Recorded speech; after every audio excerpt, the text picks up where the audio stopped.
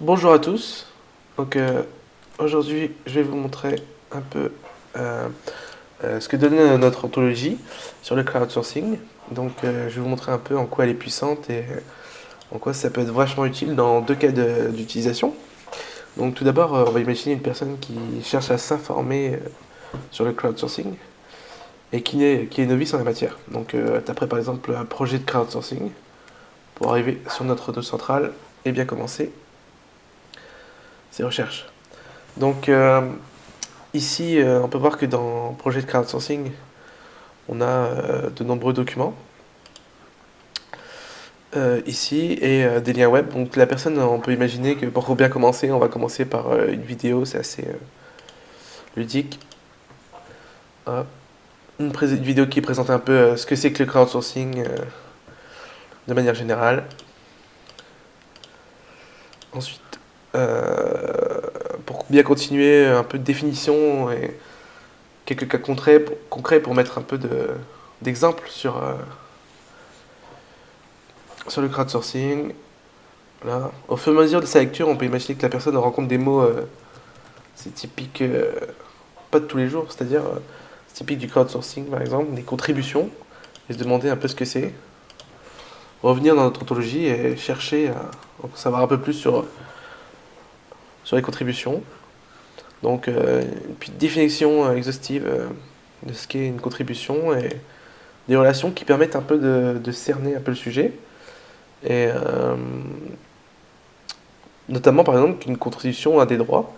Donc, le droit, c'est pas quelque chose, c'est quelque chose auquel on fait pas forcément attention quand on est novice. Donc, aller à droit et, par exemple, connaître ce qu'est qu'un contrat contributeur et un contrat de travail, par exemple.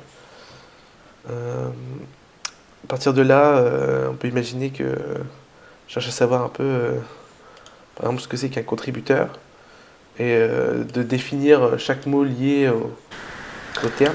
Donc dans ce second exemple, on va voir un peu ce qu'une personne qui connaît déjà ce qu'est le crowdsourcing pourrait apprendre grâce à notre ontologie. Par exemple, en se lançant dans son propre projet de crowdsourcing. Donc à partir de là, cette personne chercherait à connaître les outils de crowdsourcing. Il démarrait donc d'ici.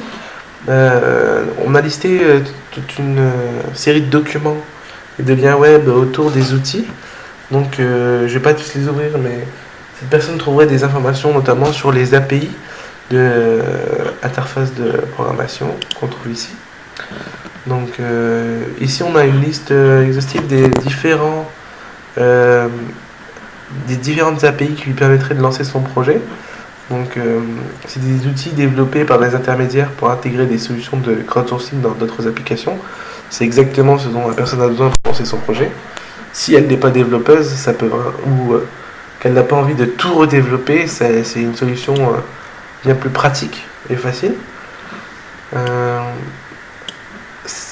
Techniquement, on a aussi besoin de connaître, quand on lance son projet, des informations sur les protocoles, donc les protocoles qui permettent le transfert et le partage des données.